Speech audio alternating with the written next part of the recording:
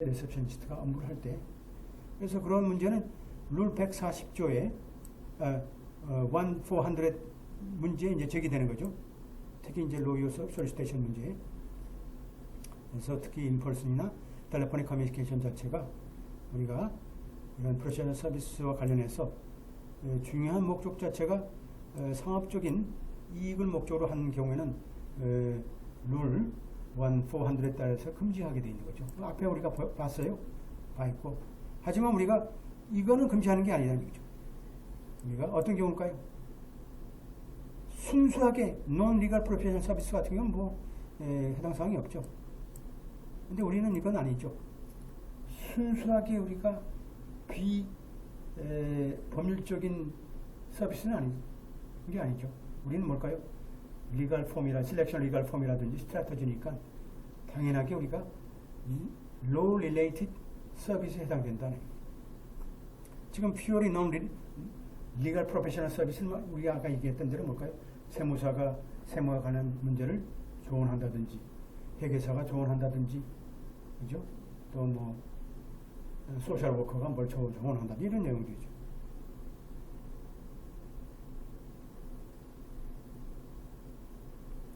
이러한 솔리시테이션에 대한 그 금지라는 건 어떤 적용되냐면, 자, 리갈 인프로먼 자체가 어떤 사람을 우리가 권유하는 경우, 특히 로이나 로펌 자체가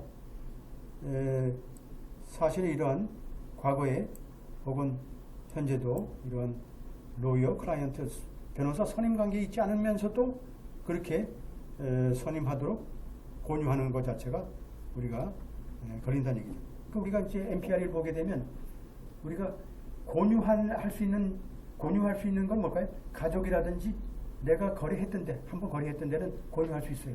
근데 불특정 다수에 대한 권유는 불법이다. 불법이다. NPR이 공부하셨어요? 거기 나오죠?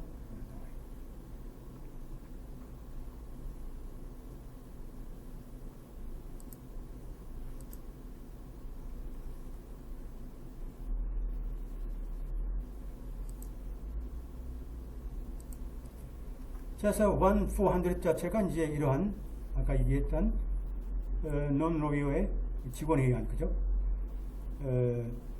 특히 변호사를 대리해서 했던 내용들이 적용되는 거고. 그러니까 이제 철저하게 LLP의 리셉셔니스트가 하지 못하도록 하면 되겠죠. 따라서 우리가 뭘 금지한다? 아까 얘기했던 내용들이 그대로 똑같이 나와 있어요. 그 다음에 이제 변호사와 비변호사 사이에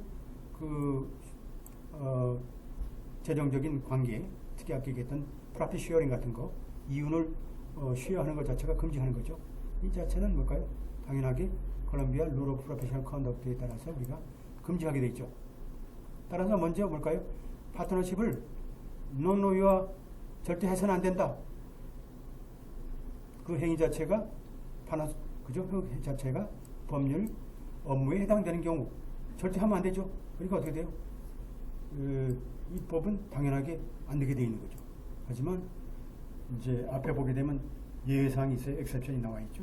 돼 있고. 두 번째, 논로이어 자체는 그죠? 이윤을 이제 우리가 몫을 받을 수 없는 거죠. 이게 1,320에서 변호사가 직접적으로 간접적으로 논로이어하고 이 비용을 수임료 자체를 우리가 배분해서는 안 된다라는 게 명시되어 있고. 그래서 어떻게 돼요? 이 룰은 어떻게 해요? 이 두 가지를 보게 되면 뭘 우리가 이제 법률로 이제 명기되어 있냐면 그 비즈니스 릴레이션 자체 그리고 인컴의 분할 자체에 대한 구조 자체가 그렇죠? 특히 로 릴레이트 서비스와 관련해서는 분리돼야 되고 이제 미스터 수엔의 법률 업무죠. 법률 업무와는 별개로 그죠? 이렇게 구분을 시켜놔야 된다. 구분을 시켜놔야 된다. 그러니까 뭐 명확하게 이제 계정도 따로 해야 되고 업무도 따로 해야 되고 어디 뭐 라우팅하면 안 되죠. 절대적으로 이렇게 뭐 자료도 주면 안 되고 또 전화를 돌려서도 안 되고 별도로 해서 그래서 이런 LLP 자체 로이어와 논로이어 자체의 그 구성된 LLP 자체는 이런 법률 행위를 해서는 안 된다는 얘기죠. 이건 기본이죠. 기본적으로 우리가 윤리 강령에는 그렇게 명시되어 있는 거죠.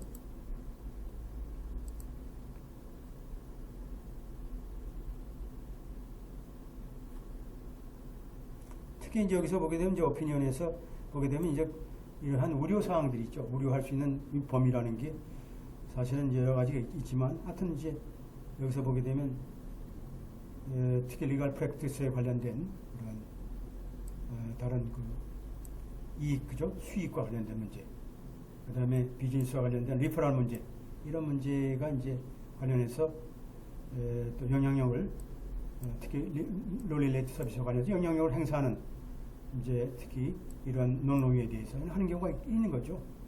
아름아름으로. 그래서 우리가 로이어 자체가, 변호사가 우리가 보상을 받을 수 없다. 어떤 가치에 대해서. 또는 LLP죠. 특히 아까 얘기했던 대로 변호사의 어떤 수입 목적으로, 그죠? 또 추천한다든지, 리퍼럴 목적으로서 우리가 LLP에 우리가 보상을 목적으로서는 어떻게 하면 안 된다. 하면 안 된다. 따라서 이러한 규정 자체는 이러한 모든 내용들이 이제 포괄적으로 적용된다는 뜻이죠. 특히 변호사 자체가 이러한 이익이라든지 이 보상 자체를 자신의 법률 비즈니스의 어떤 리퍼럴 목적으로, 교환 목적으로 해서도 안 된다. 그러니까 뭐 철저하게 LLP는 독립적으로 운영돼야 된다. 아까 얘기한 대로 등록도 해야 되고, 그죠?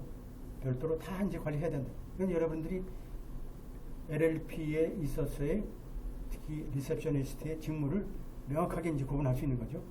우리가 할 수 있고, 그런 내용들을 우리가 충분하게 이해했어요. 결론은 필요 없고, 그래서 이제 시간 관계상 이제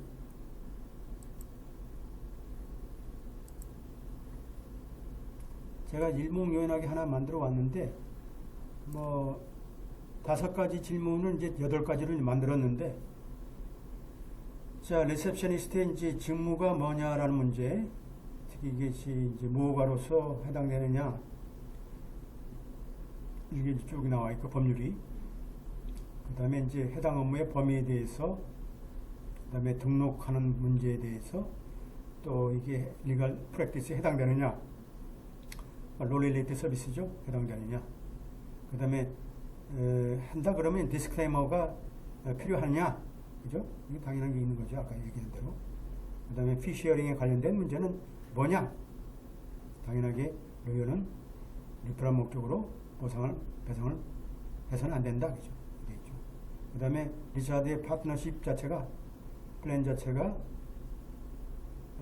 스웨인 자체의 위반이냐, 310조의 의견이죠, 오피니언이냐. 또 릴레이트 서비스의, 롤리레이트 서비스의 범위는 뭐냐, 의무는 뭐냐, 등등 있는데, 이거보다 한 몇 개 더 만들 수 있는데, 그러니까 이제 쓸 게 많죠. 쓸 게 많으니까 제가 지금 정리한 내용, 이거 다 보내드릴게요. 정리한 내용들을 이제 하나씩 노테킹 하고, 그 다음에 법률을 이것처럼, 자, 법률을 이런 식으로 만들어요. 자, 법률이 여기 한꺼번에 한 장으로 만들어요. 법률을 한 장으로 딱 만들게 되면, 만들었죠? 법률 만들었잖아요. 법률 한 장으로 딱 만들고, 그러면 이거 가지고 팩트가 이제 노테킹한 팩트를 옆으로 놓고 하나씩 법률과 사실을 이렇게 갖다 이제 붙여야 되겠죠. 적용을 시켜야 되는 거니까. 적용을 시켜요. 근데 이제 항상 우리가 에세이 문제도 그렇지만 5문제가 나왔다 그래서 이게 5문제가 아니고, 뭐 보게 되면 10문제도 될 수 있고 안에 서브 이슈들이 꽤 많거든요. 그러니까 뭐 시간이 없어 그렇지 서브 이슈를 개발하면 많이 나올 수 있어요. 충실하게 쓰려고 그러면 뭐 얼마든지 쓸 수 있고 하니까. 아까 11개의 퀘스천을 이슈로 하셨는데, 그 이슈 하나하나당 다 아이락으로 해야 되는 거죠? 그렇죠.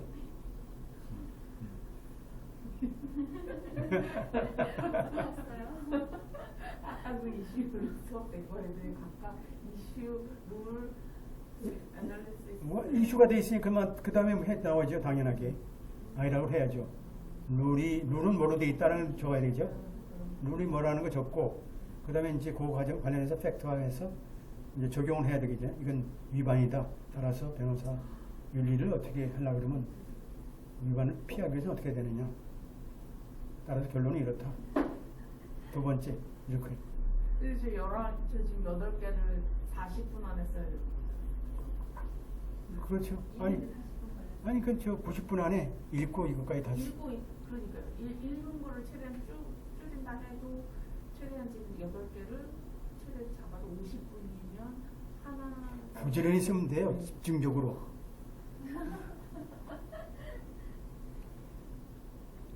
그러니까 이거 보내드릴 테니까 이거 하고 이제 올린 그 비디오하고 여러분들이 다시 한번 보시게 되면 또 모르는 부분 또 이제 집에서 자세히 또 편한 마음으로 보시게 되면 또 될 수 있을 것 같아요. 여러분들